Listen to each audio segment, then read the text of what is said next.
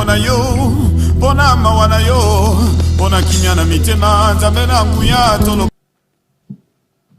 Good evening, ladies and gentlemen, and welcome back to Venix TV, a life-changing channel. I'm your host, Vanessa Mankoto, and I am joined by two amazing, intellectual, and ambitious women. First of all, my co-host. Hello, I'm Lyziane Mbu. As you know, I'm here with Vanessa, and quite excited to share this topic with you one more time.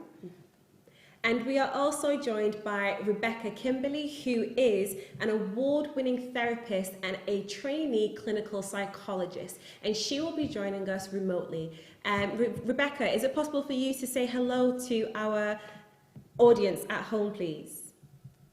Yes, hello everyone, I'm Rebecca Kimberly, and I'm really excited to be here tonight. Okay, brilliant, thank you. Once again, we'd just like to apologise for the delay in starting today's show. However, we have an amazing programme for you. What has 2020 taught you? A lot of things have happened this year. Wouldn't you agree, Lyziane? Yeah, it's been an overwhelming 2020. It's been filled with challenges. Oh, yes. A bit of happiness somewhere. Mm-hmm. And a lot of struggle. So yeah, we are here to share. We are here to hear from you, and we are here to get some interesting, I would say, advice, because Rebecca is also a CBT therapist. Oh, so yes. she will be able to share some, drop some dimes in relation to, handling anxiety and, mental health issues and things like that. Yes. So over the past 12 months, it is a miracle that we have now reached the last month of this year of 2020. And throughout this year, we have faced, like Lyziane has said, a variety of difficulties, ups, downs, highs, lows, happy faces, sad faces, you name it. We have experienced it during this year, starting with COVID, one of the major things, mental health awareness, Black History Month and Black History Movement and Black Lives Matter movement. We can talk about the elections between Donald Trump and Joe Biden. We can talk about employment, people being put on furlough or others being on redundancy payments. There's a lot that we can discuss, but first we're going to dive in and get through to our lovely guest, Kimberly. We will be having a conversation with Rebecca Kimberly right now. I just want you to share, to comment, to like, and to partake into this conversation. We want to hear from you, so don't hesitate to leave some comments and to let us know how you feel, what you think, and to give us some advice as well in relation to the topics that we are going to be diving in. Oh, yes. So, hi Rebecca, one more time. Thank you so much for being on this panel with us. I am very honored to have you one more time in relation to mental health. I know you on social media, you're very active into making mental health part of everyday conversation. And obviously 2020 has been a very challenging year for a lot of us, a lot of people dealing with being at home, dealing with being put on furlough, dealing with losing, parents, losing people that we love. And a lot of us within the African community, African Caribbean community, are finding it quite hard to deal with some of our emotions, right? To deal with a lot of those situations that are arising. And because of lack of understanding of mental health and lack of knowledge around what it is, it makes it quite even more difficult, basically. Because we don't know how to handle ourselves when it comes to certain situations.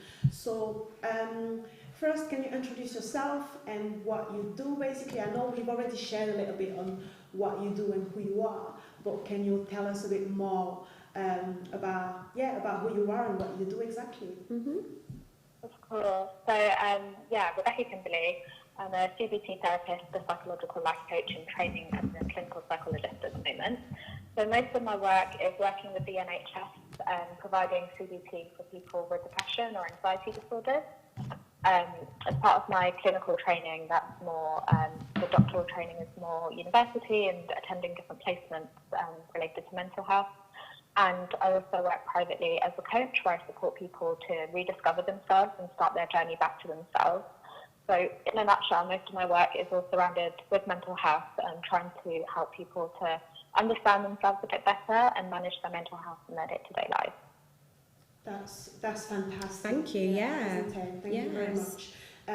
One of the questions I have for you is basically what made you specialize today into psychology? To becoming a clinical psychologist. What made you want to take on that? How do you say that role? Take on that challenge? Yeah, and that ambition. Yeah.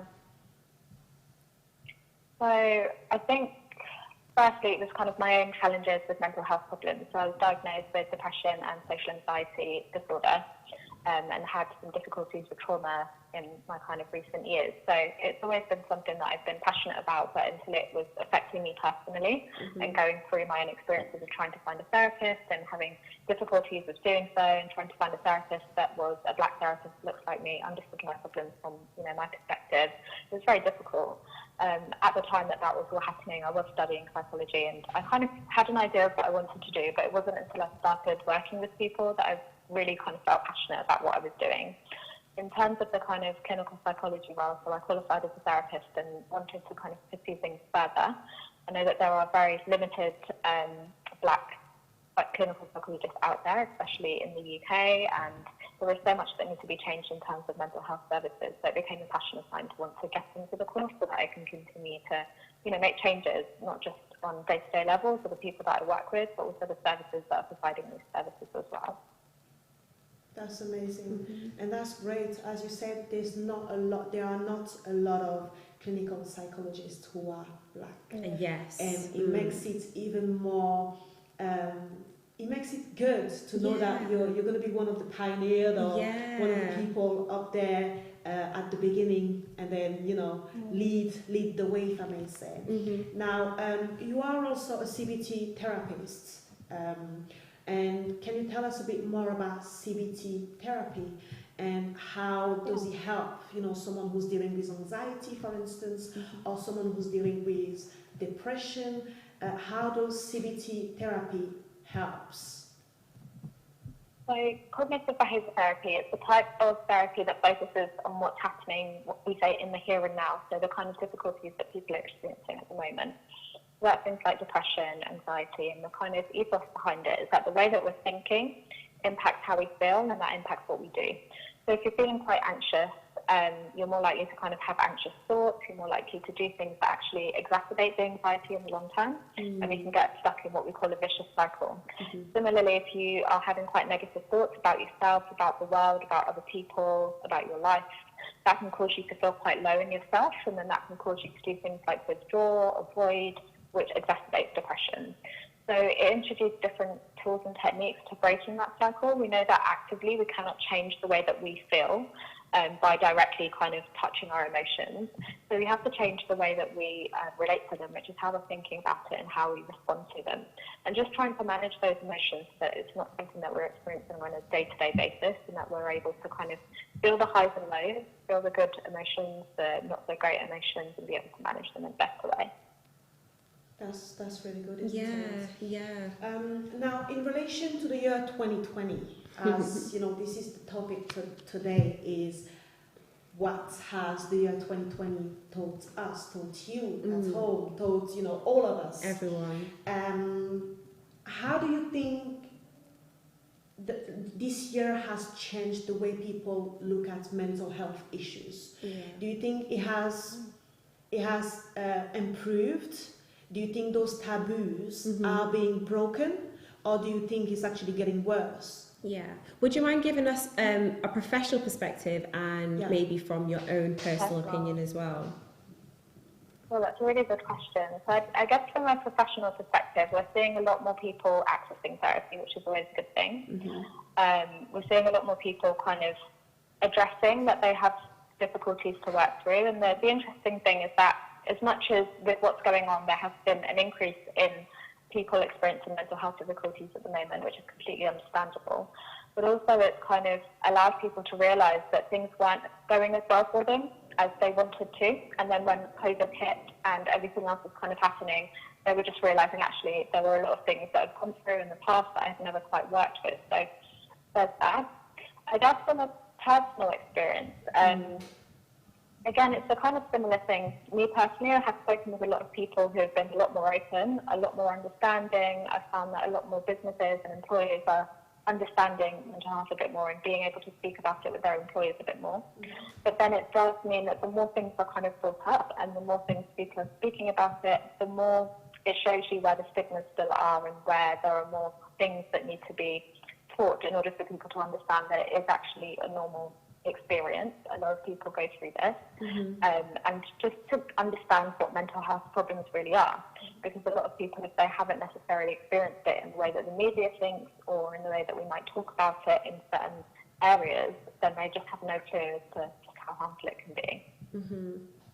Oh wow, you've given some really good valid points there, in particular to, you know, with this year, a lot of people have definitely come out of, you know, their comfort zone, or come out of their place where they used to feel more or less kind of hiding from, you know, the situation of having or dealing with a form of mental health, and they have become more open, and it has definitely raised awareness in, especially, you know, the BMAE community speaking about such things, and obviously offering us the opportunity to really deal with them head on, really. Yeah. Now, obviously, because we're quite conscious of time, and I know you have quite a busy schedule, what type of advice could you offer, you know, tips for someone who is very sensible, we say, isn't it, or sensitive, someone who's very sensitive? How can they help themselves dealing with, you know, low mood, dealing with, you know, feeling a bit sad, or someone who lives on their own. You know, during this year, some people have found themselves being on their own at home, not being able to go out because we were on lockdown. So what do you advise on someone basically on those type of environments, right? What would be your advice? I think the most important thing is to always acknowledge and be true to how you're feeling. How we might decide to do that will vary. So I always encourage people to speak about it with loved ones, people around them, if they feel safe to do so, if it is safe for them to do so. I think that the more that we have these conversations, the more that we can start to silence the stigma that surrounds these things. And I think that's even in day-to-day conversations that we have with each other. So personally, you know, if I'm not feeling fine and someone asks, how are you? I'm going to be honest about how I'm feeling because you asked. And I think the more that people can do that, the more easier it becomes to break that kind of I'm fine, I'm okay, and that kind of narrative that you just need to keep pushing. You absolutely don't. What we're going through right now, none of us have ever been taught how to manage it, and there is no right way to manage it. So absolutely being honest with yourself about how you're feeling. Sometimes it might be helpful to keep a journal to keep track of how you're feeling and notice, you know, actually when you say you've been feeling quite low or feeling quite anxious, try to notice how often that's coming up for you. Are there any kind of particular patterns? So for some people, the anxiety might be surrounding meeting other people. It might be around COVID. It might be around certain things that are happening in the world. It might not. It just helps to understand a bit more about what you're going through.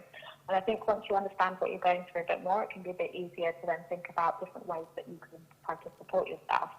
Also remember, there are so many different places where you can go to for support. If not in the people that are around you, or if you have nobody around you, there are services where you can access to try to get more support, to try to speak to somebody, loads of different communities that exist, free events, so many different things that you can try.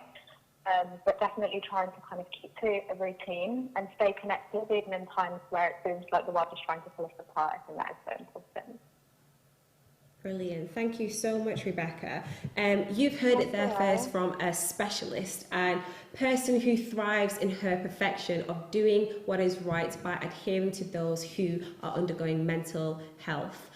She has given some very valuable advice. So staying connected with your loved ones, whether it's through the phone or through Skype, or if you have the latest gadgets, I guess it's FaceTime, okay?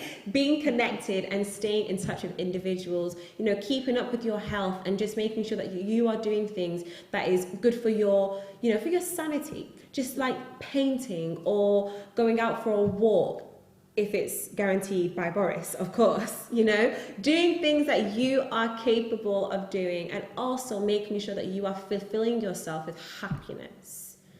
Do you have any extra advice that you can give? For me, I think she's kind of said everything. Yeah, You know, making sure that when we feel low, acknowledge that you're feeling low, because a lot of people like to push down their feelings. Kind of ignore it, don't they? Exactly. So you end up after so many months of ignoring how you felt, having, you know, if you're working, having a burn down, you know, and having an emotional breakdown and this type of things. So in order to avoid this, as she said, find things that you like to do and do them. Yeah. As long as it's safe, Yes. as long as, you know, you're not killing somebody. You Don't see what do I it. mean?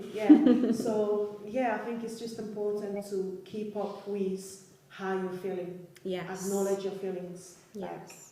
you know, pay attention to, you know, low mood and things like that. And how your body's responding to that as well will be Yeah. a definitely important factor. Definitely. Yeah. Thank you so much, Rebecca. I know you're very busy with all the technical issues. It's been a bit of a journey. But we got there in the end. we did, and I am so grateful for your participation in this panel. Anything else you would like to add in relation to 2020 and any advice you want to give? Oh, if there's one piece of advice I would give, I think if there's anything this year's taught us, it's about slowing down and really allowing ourselves to reflect and, you know, just processing a lot of things that have happened. It's really, for me personally, it's definitely deepened my relationship with myself. I've learned so much about myself, and I want people to continue doing that in 2021 and beyond, when things start to go back to normal, or whatever that looks like for people. Really don't forget the moments that 2020 has taught you, because there's been so much that we can take from difficult times and how we deal with it as well. Yeah, definitely. Definitely. I just want to emphasize that depression is one of the leading causes of disability worldwide and a major contributor to suicide and coronary heart disease. So it is important to look after each other, look after yourself, and, you know, pay attention to the people around you. If someone is not doing well, you know, make sure you reach out. You know, if you notice a change of behavior, reach out. You know, this is the time where we can show, you know, our solidarity, our unity. Definitely. Isn't it? Yeah. And knowing that mental health is coming out now full force, and people are talking about it, people are acknowledging it. It is time to kind of, you know, show we can be helpful. Right? Yeah. And I just want to highlight as well that suicide is the single most killer of men under 45. Why? Because men don't tend to share their feelings. They don't tend to talk. They don't tend to let us know how they're feeling. And by the time we find out, they are already attempted to kill themselves.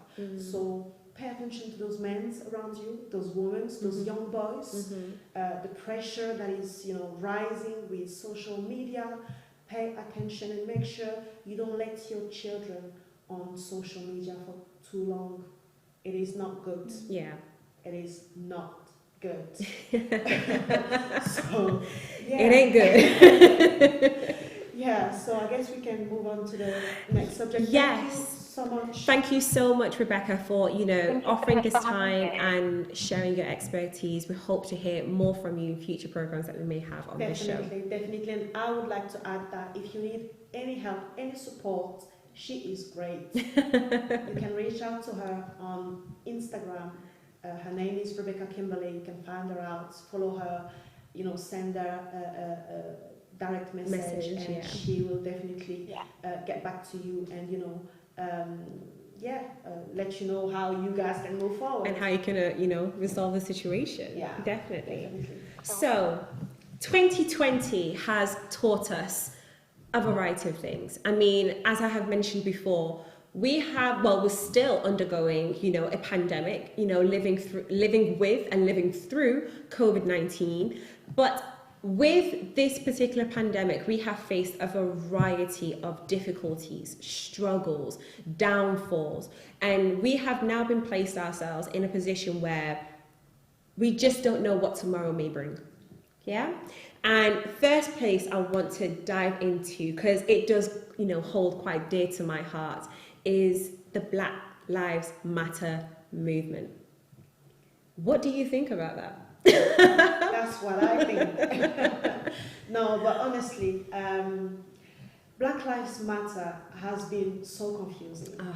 It's been so confusing. Where to begin with it? I want you to tell us a bit more right now about Black Lives Matter, because the issue is that some people twisted it and made it seem like Black Lives Matter are just rioters. Yes. People that just, they're doing this for clout. Yeah. They just want to be heard. You know what I mean? So it's been interesting to see how a movement that started legit ended up being twisted in a way that people don't even want to have anything to do with it anymore. Yes. So tell us a bit more. Well, let's first of all touch upon the actual name of it. Black Lives Matter movement. A movement is basically an act of change, wanting to have something that can result to something better and hopefully bring awareness to everybody in the nations that we live in.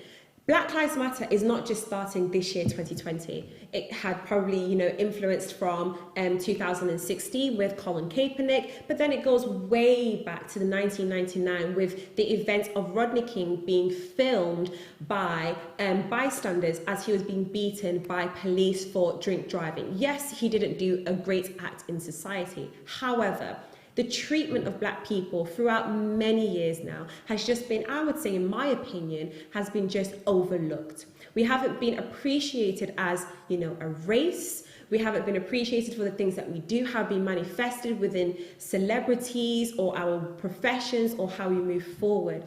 But in this year, 2020, Black Lives Matter has brought good things, with the walks and the protests that we have been doing to help bring awareness to obviously these things. But at the same time, it has also brought about, an identification of the black people. And I say the black people because businesses have been thriving.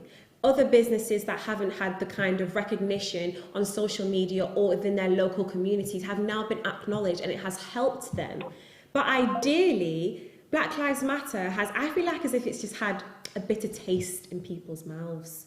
And I say a bitter taste because not many people are really appreciating what we're trying to do or what people are trying to do. They feel like as if we are just clout chasing or trying to make it, black people again. It's not like that. It's not just like that. Yeah, what do you think about that? I think just like you said, it started as a movement to kind of bring on a bit more recognition to the work and the changes that a lot of black people have brought onto the world.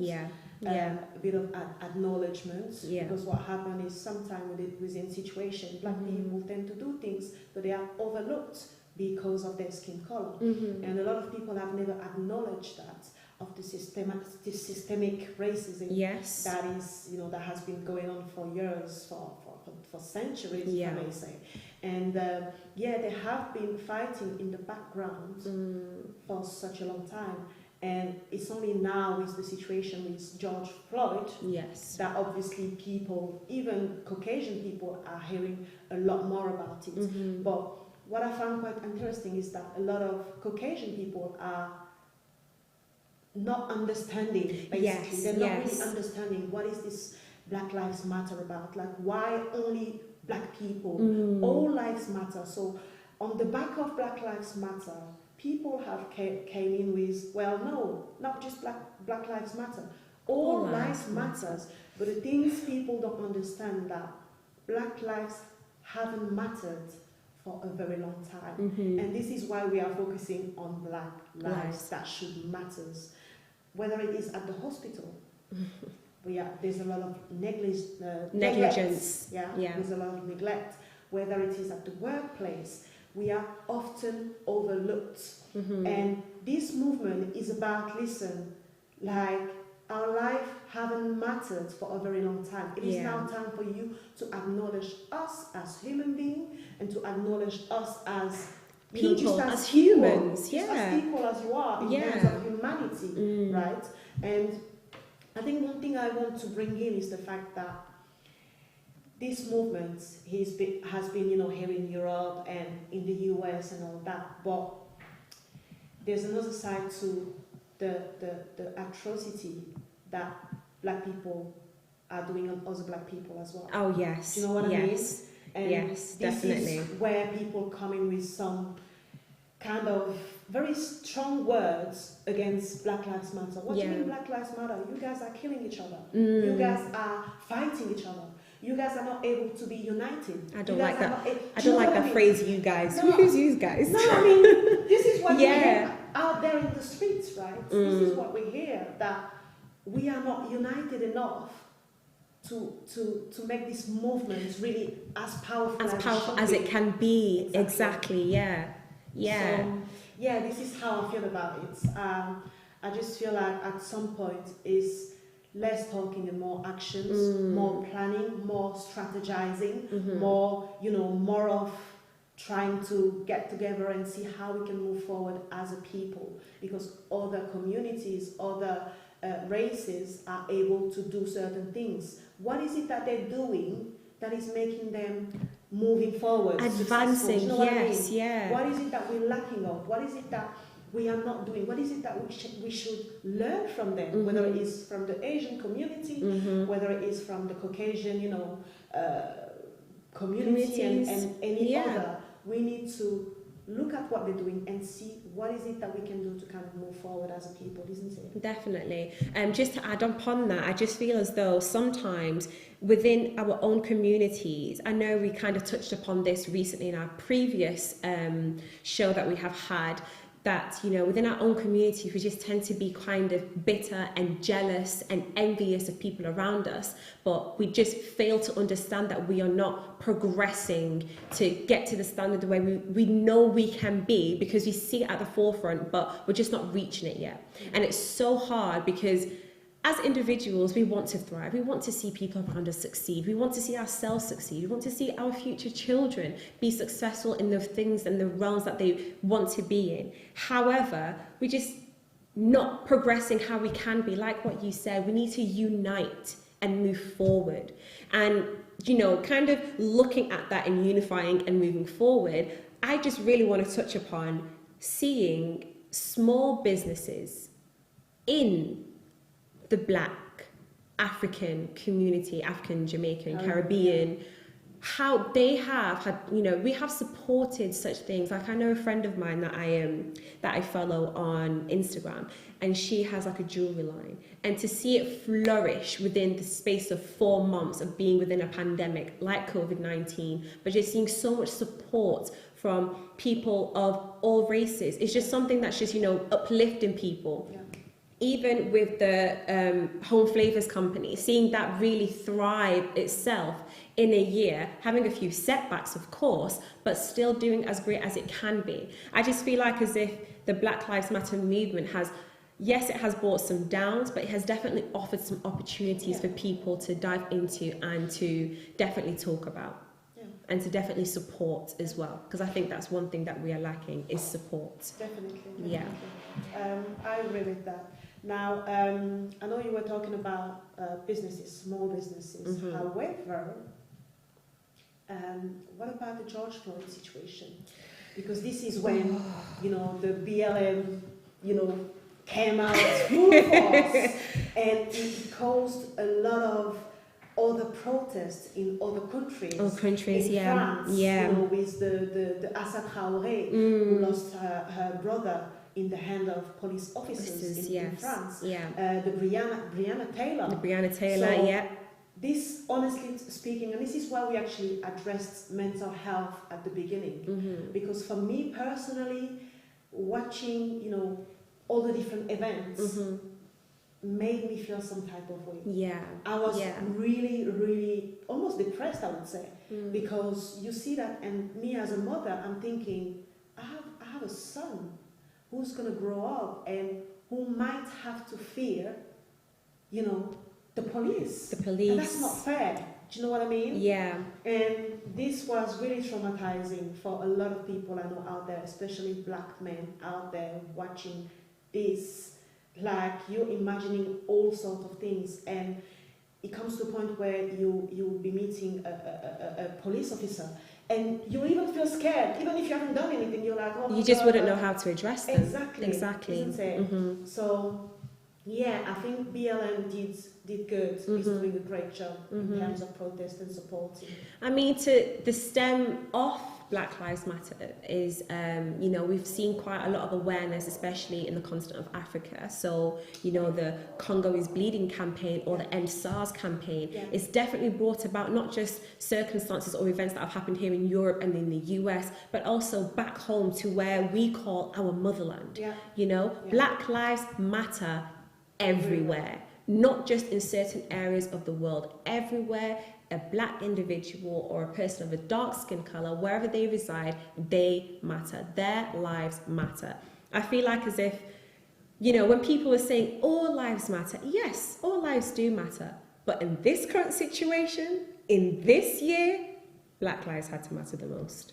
We've just faced too much. We've just faced too much. Once again, 2020, something else that has definitely brought about in light is employment. Indeed. I'm lucky, you know, I thank the Most High for still keeping me in a position where I still have employment, I still get paid regularly, I still have a form of income that I can support my household and my family. And to other people out there, they don't have that anymore, or it has been, you know, reduced to a small amount that they now have to work with. What do you think about that? Yeah, I agree with you. It's been challenging for those who have been furloughed and then eventually let go. For those who have lost their job. For those small businesses that have had to close down, actually. So yeah, I'm just like you. I'm quite grateful. Obviously, I'm still in a position to have some type of income. However, you know, we can't always just be thinking about ourselves. No. There are people that today are finding themselves struggling financially, and I know there are support out there from the government. However, I know that support is not always guaranteed. It's not always guaranteed, and it's not always a great amount. So you know, if you were at a certain level financially, and then you find yourself, you know, one day finding yourself down there. It is difficult emotionally, isn't it? Yeah, emotionally. So, there are help out there.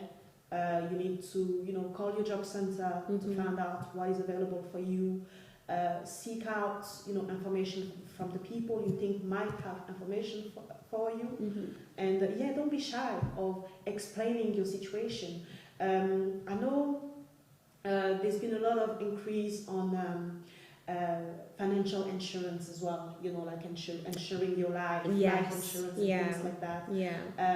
If you ever need any help on life insurance, reach out to Phoenix TV. We have a lot of information on life insurance, and I think it's very important because there's one thing in our communities that when people die, we tend to, you know, do the cotisation. In other words, likelimba. We tend to do a contribution. So basically, everybody in the family kind of chip in some amount of money to kind of organize the funeral and all that.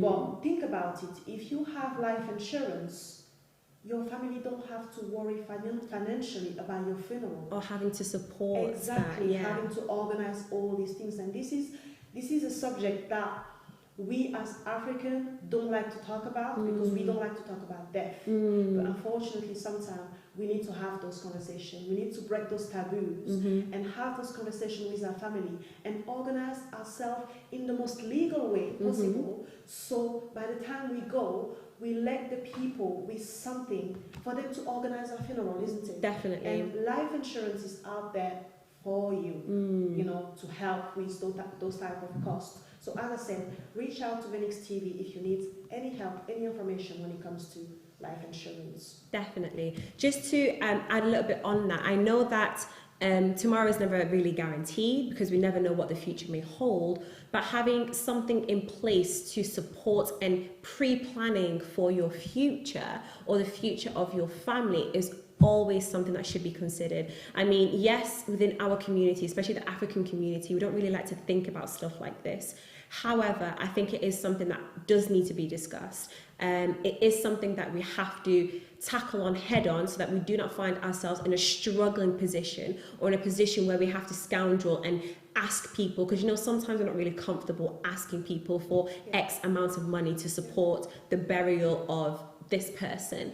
But in order to more or less kind of get out of that comfort zone, we definitely need to start speaking up about it and obviously addressing that. With the employment phase of this year, a new term that has been kind of idolized is working from home. Woo-hoo. I'm working from home. Are you working from home? I'm working from home. How has that been like for you in particular? Because I know that obviously with your profession, it has been a massive change. So what has that taught you initially? To be fair, it's been real. It's been real, it's been crazy, because I have 2 children. And by the time they gave the announcement for the first lockdown, I was like, I'm dead.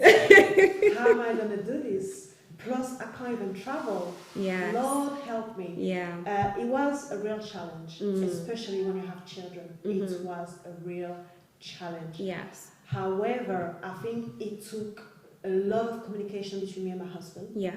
We had to talk a lot. Like even when we were feeling down, Yes. we had to let it out in the most cordial way possible, right? We had to let it out. We gotta talk, hubby. We gotta talk. You don't want to be walking around in a house and not being able to feel comfortable because you have something inside. Of course. Do you know what I mean? Yes. So me as a credit analyst, I used to go to the office, obviously, speaking to customers and things like that. And you are finding yourself at home. Yeah. In terms of your workspace. Yeah. Because at the time, we still don't have workspace at the moment, Yeah. to be honest. So having a workspace is something quite important when you're working from home. Yeah. But within that situation, if you're lucky enough to have a job that helps you with, buying things and setting your chairs and setting your work desk, that's good. But if you don't have that, what do you do? It's going to be difficult. Do you know what I mean? You can't work from home on your sofa. Do you know what I mean? And the other thing is having children. Whilst I'm on the phone trying to speak to my clients, I have my kids running around behind. Mamie, And maman, papa, dis jus, à manger, le pomme. Ah, I think I said it wrong, but okay. And if they are quite young, isn't Yes. it? So you can't tell them sit down and don't say anything because I'm on the phone. They look at you like you're crazy. Yeah. Why are you I'm home. Do you know what I in mean? my space. Exactly. You are invading my space. So that was the challenge for us as parents. Yes. And we had to deal with it. We had no choice. It's either you're doing that or what happened? Do you lose your job? Do you walk away from your job? Do you know? No. I just want to touch upon that, dealing with it. So we have now been given this kind of new living space of working from home and asking ourselves how we're going to be dealing with that. Because personally, I like to always separate my work, my profession with my home life. Yeah. Because I leave my house to go to work. I mean, for many of you who have seen me before on this show, I am a teacher by profession. I work in a secondary school. And working at home, delivering lessons online, it's not something that I am used to. So that is something that I have to become accustomed to and learn how to deal with and get into the position of interacting with my students online with, sharing my screen and, delivering the lesson, evaluating how they are learning, making sure that they are understanding the material and still being able to assess what they have been learning. It has been hard. Mentally, it has been really, really hard. Similar to what you have just touched upon, Lyziane, in terms of finding a workspace. This year was the first year that I told myself, okay, get myself a comfortable chair to sit on. My desk was already there, but really organizing myself and having that time where, okay, from 8:30 to 4 o'clock, solely working, being on the laptop, okay, switch off, even though I'm in the comfort of my own home, in my living room, okay, now I'm at home. Now I can start doing my daily routine as to what I was doing when I would arrive. But it's just the whole realization and understanding that okay, this may be like this for a longer period of time. Yeah. It's only now recently in September, you know, where the restrictions have been, you know, released, or well, they have kind of risen more or less, and students are now allowed back into school. Yeah. So now I am leaving home to go into school, Yeah. but it's not the same. Yeah. It's not the same. Definitely. The amount of months that have been missed and not been really effective Yeah. have definitely shown and proven Yeah. in how students are Yeah. right now. Particularly those year 11, these current year 11s in September 2020, Yeah. it's hard. Yeah, I can imagine. It's hard. Okay. It takes a lot of mental and emotional preparation to tell your son or daughter, okay, you're going back into school now. Well, what's school going to be like? What's this going to be like? Yeah. One thing it has definitely taught me from working from home is the fact that you have to organize yourself. Yeah. You have to make sure that you give yourself time and breaks, and you have to keep yourself hydrated, because staying in that one place for a long time, it's something. It is definitely something. Yeah. But one thing I have definitely appreciated in this whole working from home venture is, oh gosh, the beauty of Wi-Fi, the beauty of the internet. Everything is online. Yeah. We are now advancing into a new age. 2021 is everything's gonna be online. New world. Completely New world. Yeah. You are going to be living, working, operating online. Yeah. Everything online. Everything remote. Everything remote. But I had my son's parents evening yesterday, Yes. and it was online, Mm. and it was a set 5 minutes. I was so upset. Those 5 minutes go quick. By the time I was telling the teacher, you know, I want this for my son. It was like 3, 2, 1, bye. And you watch the timer go down, don't you? I can't speak. And those are one of the things we are having to adapt to, isn't Yes, it? definitely. And it didn't used to be like that before, because obviously you can take 30 2 minutes with the minutes. teacher. I want this for my son. I want that. You've only got 5 minutes. Hurry up, you know? So this is going to bring some of us in line when it Yes. comes to time, right? Yes. It's going to bring some of us in line. And I have to say, I have to applaud all the teachers out there. I mean, we've clapped for the NHS, we've clapped for all the key workers. Oh, yes. But we need to give kudos to those teachers, because the work that some of us parents doing at home, I don't know how do teachers do it with 30 children in the classroom. And you I have no know, idea. and you know, one thing that I do admire of, you know, many parents, I say many parents because some parents don't really acknowledge this. In a class of 1, you know, the maximum that you can have in one class is 35. Yeah. And to accommodate each and every single child to the best potential that they can uphold remotely and online Yeah. is a challenge. You have to know who they are, you have to know their behavior, you have to know how they learn, their way of learning and things like that. This is crazy. Not every child is the same. Nobody in this world is the same. Not even twins Yeah. are identical, as what Exactly. they say. You know, each individual has their own idealistic character that pertains to themselves. Yeah.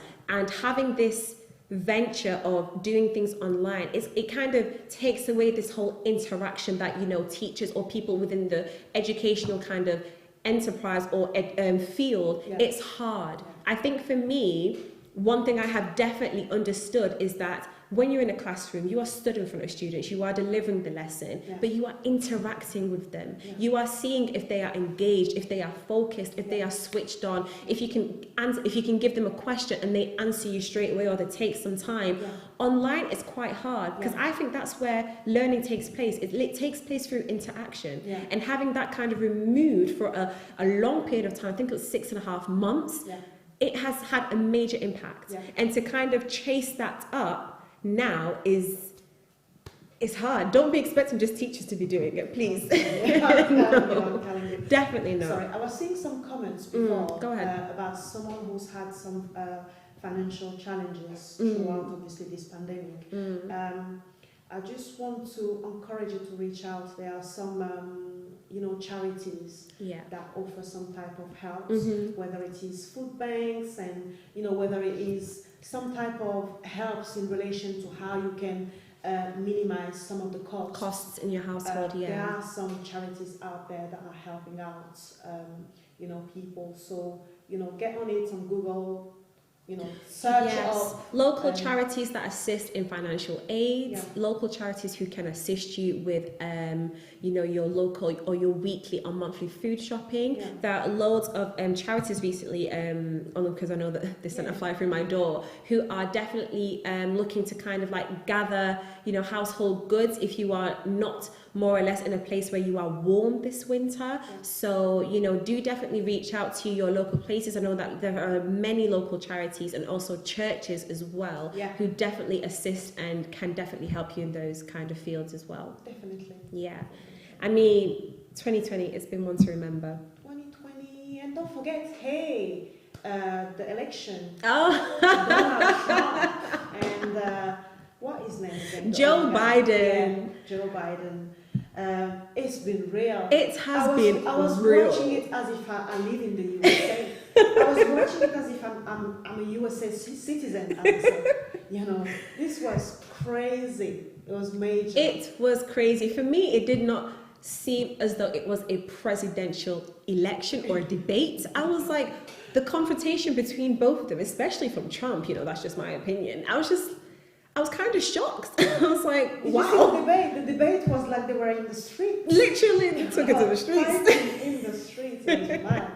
And I don't want to share my opinion on that. I don't want to get tomatoes on my dogs. Tomatoes. But, it is what it is. But that, specific event has been quite real as well. Yes. So we've had different type of events, major events that we've all had to face, basically, as you spoke about, COVID-19, which started in March, which came out publicly in March, although it was already around since December, even before December, 2019. So we faced coronavirus, we faced employment issues, and we faced Black Lives Matter movement. Exactly, working from home. And another topic, which was obviously, how did you guys, I want to know, how did you guys deal with the fact that you couldn't go and meet your family or friends? Let's not even touch on that one. For someone who's lived on their own, how did you deal with that? What is your tips on this whole year? How did you handle, being on your own at home? How did you handle not being able to, see your family, the rest of your family, organize birthday parties? Even seeing neighbours, neighbours who you are very close to, or even not going to church. For me, missing Sundays was hard.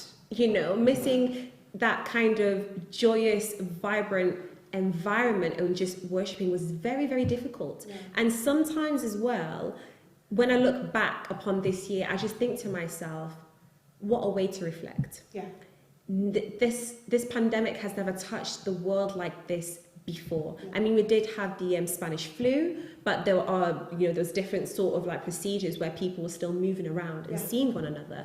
But to be in a position where you cannot see your family, and I'm very family orientated, cannot see your friends, like to hang out with the girls sometimes, not being able to go to restaurants or do shopping. We all love shopping online, but not being able to get into your car and have that outer experience.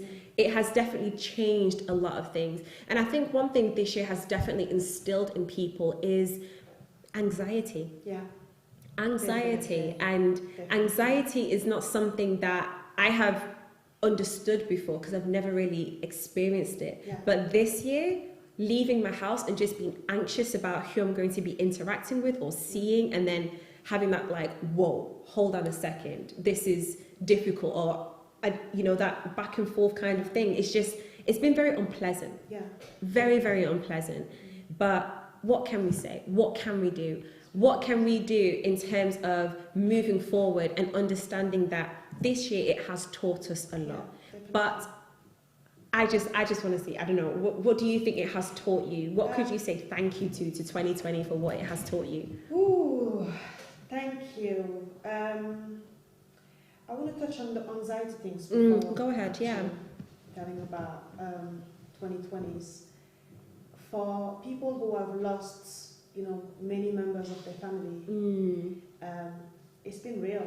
Yeah. And I think anxiety comes in, and I'm getting emotional right now. Oh, please don't. Anxiety comes in a lot because you feel like the year is not even finished yet. Like, am I going to have another death? Yeah. Do you know what I mean? Yeah. Like, this is how I've been waking up every day. I've been like, okay, like anytime my phone rings like very early in the morning, I just hope it's not anybody back home, because those early calls, it's about news or later ones. So I just want to encourage anybody out there who's suffering, who's grieving, who's suffering from a loss of someone very special, or family members, to be courageous.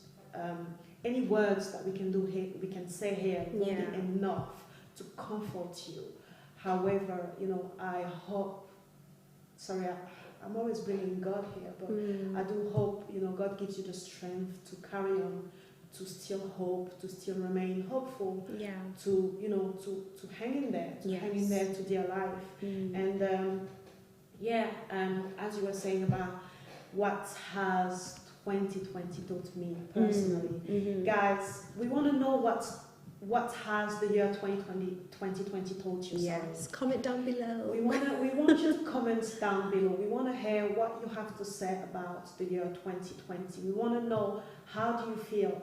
What is your advice in relation to this year? How do you think we should move into the 2021? Yes. Do you know what I mean? Yeah. Like, I was even saying to one of my friends a couple of days ago, I don't think I'm going to wish anybody Happy New Year this year. Oh. And I will feel quite angry if somebody sends me a Happy New Year. Why?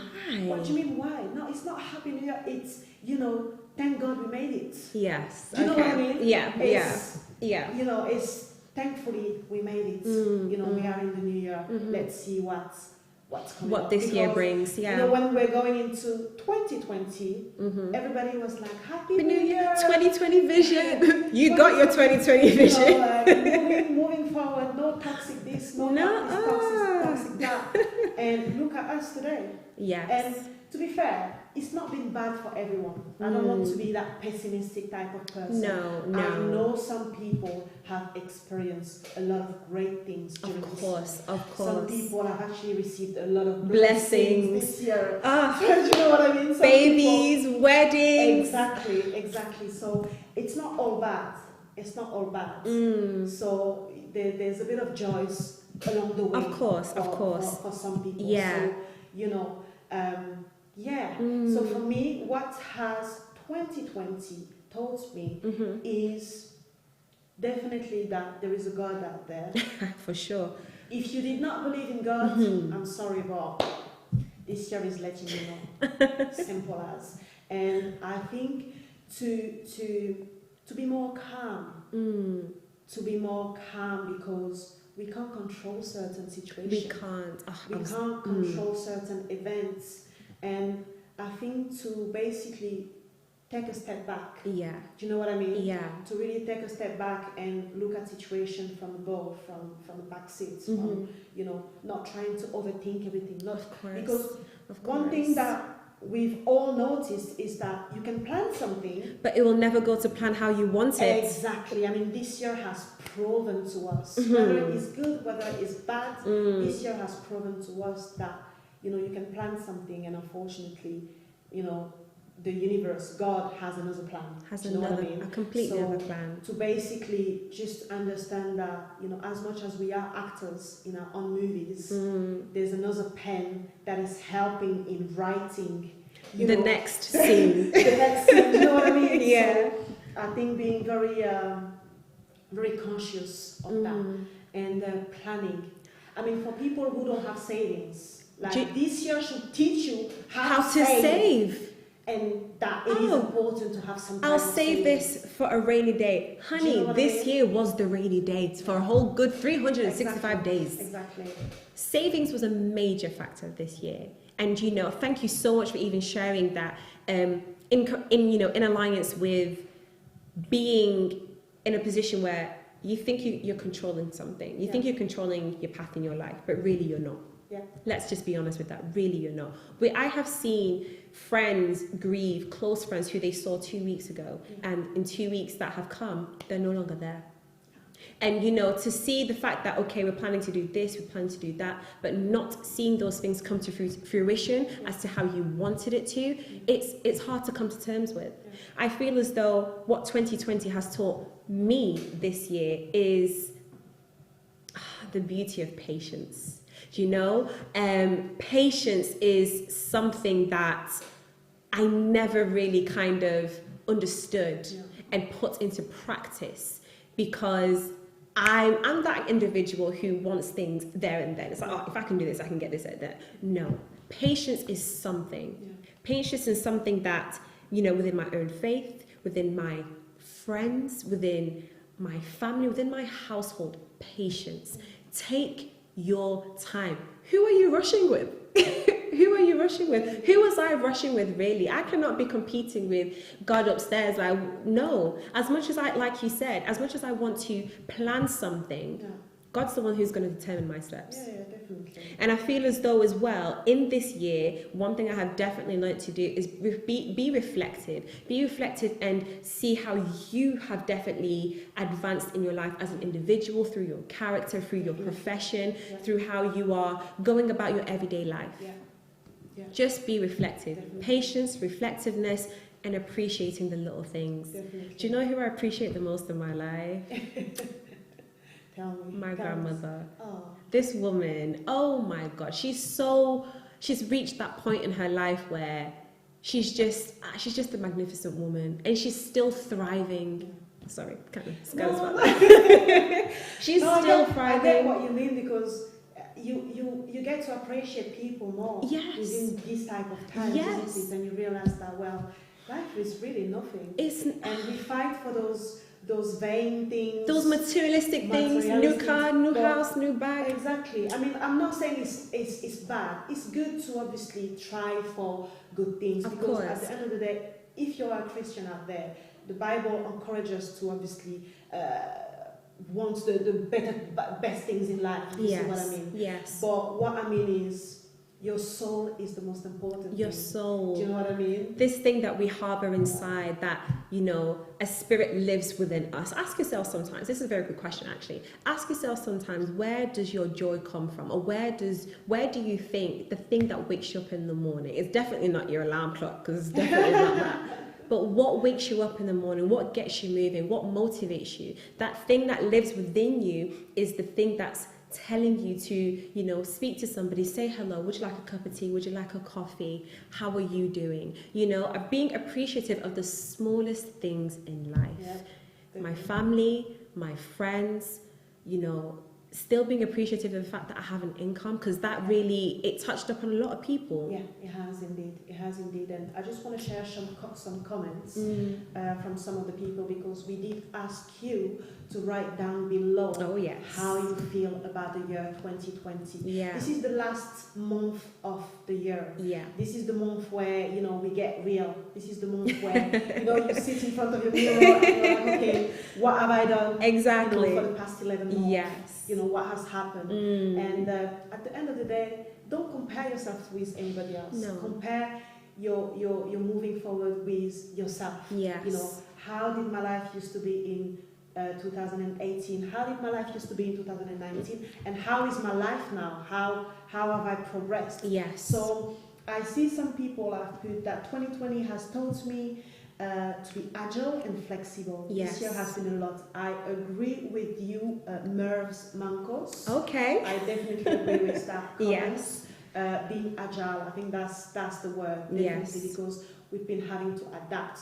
But I would add on another word to that, is resilience. Resilient, agile, resilient, and flexibility. Flexibility, yes. And there's another comment here that was more related to anxiety. Definitely, anxiety has tested people. This year, it has tested a lot of us, if not all of us. Do you know what I mean? And even children actually experience anxiety. So take the time to speak to your children if you have children, no matter what the age. are. Yes. You know, obviously from an age where they can at least understand a bit of what you're saying. Yes. Have those, you know, small talks with them to try and gauge, you know, where they are in terms of all this, if they even understand what is happening. Right. Yeah. And yeah, there was another comment here, sorry, in relation to 2020 has taught us we may have one plan, but God has another. Yeah, God has, let God take control and lead you according to His will. And that's Hannah. Thank you so much, Hannah, for this comment. Thank you so much, Hannah. Definitely agree with you. And that's, I guess that's more for all of us who are Christians. Yes. And if you're not Christian, I guess you're leaning on other things, which is still valid. It's still valid. I mean, you may have a plan, but the universe or, you know, the situation around you may have a different plan that might steer your plan a little or majorly. You never know. Yeah. But no, thank you to those viewers at home.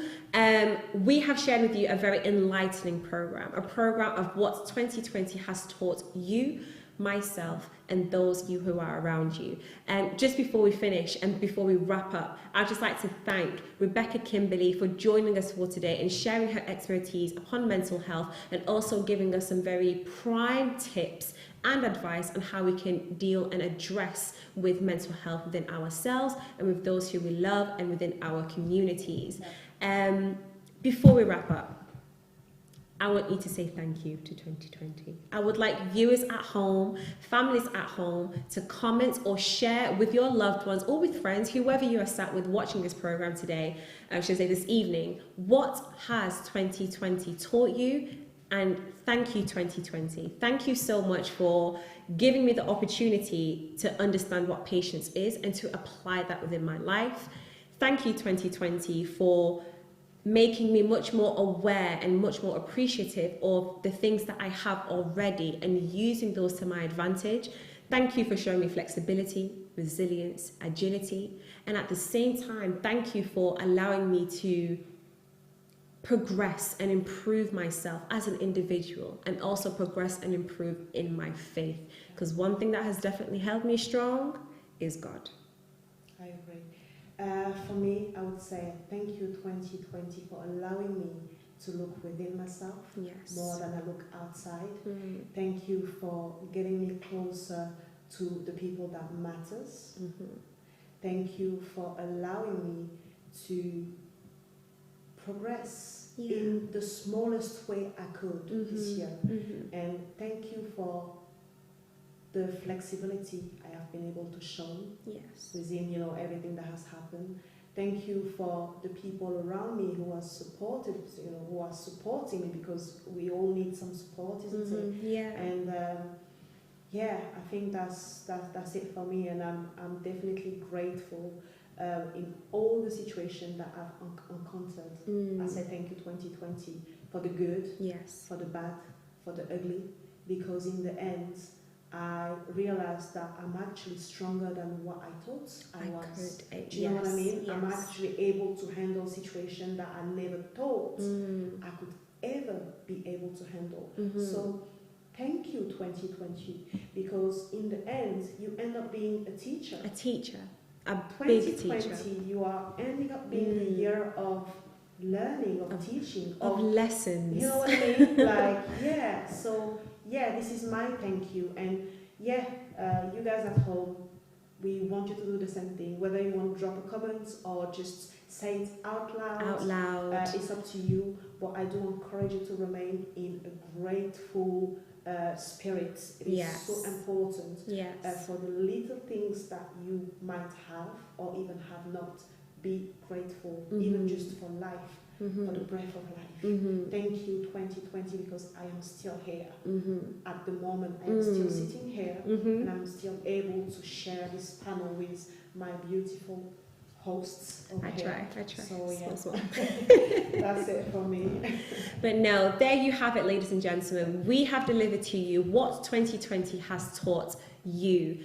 Please do comment down below or share with your friends and family this program and enlighten us with your feedback here on Venix TV, a life-changing channel, what 2020 has taught you, the ups, the downs, the great, the big, the small, the weak, the heavy, the powerful, and also the you 2020 has taught. Okay, thank you very much, ladies and gentlemen. Enjoy your evening. We hope to see you again here on Benix TV, Life Changing Channel. Thank you so much, Lyziane. You're welcome. You're welcome. Bye. Thanks to you. Bye. Bye, guys. For black people out there, give a hand to our brother. Definitely. You know, support the black business. Black business. Exactly. This is the time. This is the time. This is the time. We need to stand up. We need to stand up, definitely. Wow, amazing.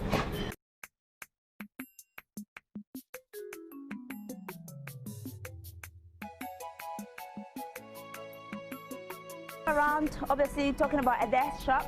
We've got the car parking space. You can tell for yourselves. They have a great capacity to, you know, accommodate many cars. So if you follow me, as you can see, they've got a few customers around here. This is basically the car parking space, and yeah, you're welcome to come at any time.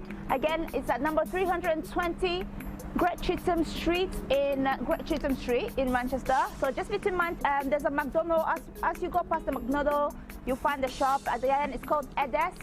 Hopefully we get to see you. Like we said, it's a black owned shop. So let's support the business for our black people. And yeah, this is pretty much all I wanted to show you guys. Yeah, like again, you can see